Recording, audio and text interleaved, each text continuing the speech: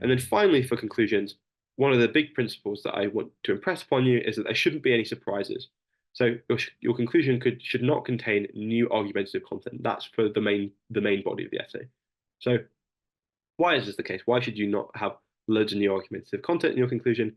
The reason is this is going back to what we said before about quality over quantity. So if you're introducing a bunch of new points in your conclusion, the chances are you're not going to have anywhere near the time or space to impact them impact and evaluate them and explain them in the way that you need to in order to make them worth putting in. So if you've got points that you think are worth including, include them in the main body of your essay, and the conclusion should be to do with summarizing and evaluating what's just happened rather than introducing new stuff.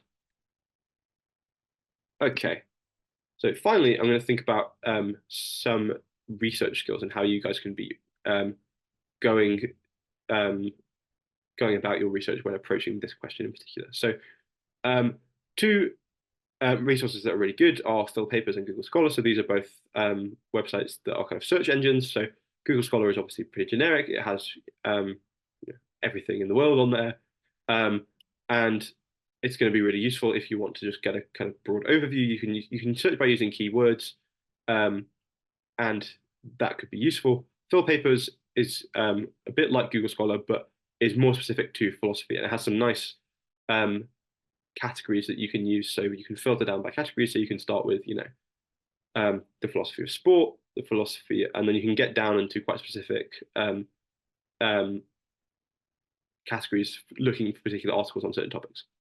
I would encourage you to use the cited by feature on Google Scholar. So as much as if you're going on Google Scholar and typing in keywords, that will probably get you something that you're interested in, but it's not very targeted.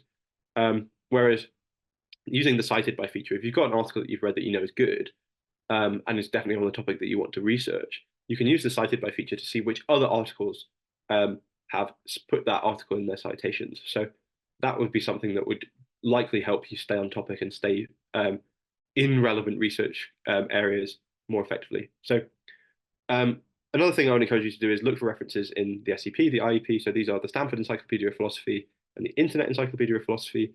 These are both online resources which have overviews of philosophical topics. I think I've put a couple of them in the recommended reading for these lectures.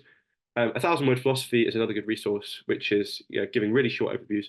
And then finally, I would just say, look for articles in companions or handbooks. So there are going to be edited collections that are going to be about specific topics. And so if you know where to look, those are going to be kind of your best friend because it will help you find a bunch of papers and a bunch of research materials that are going to be really relevant to your question.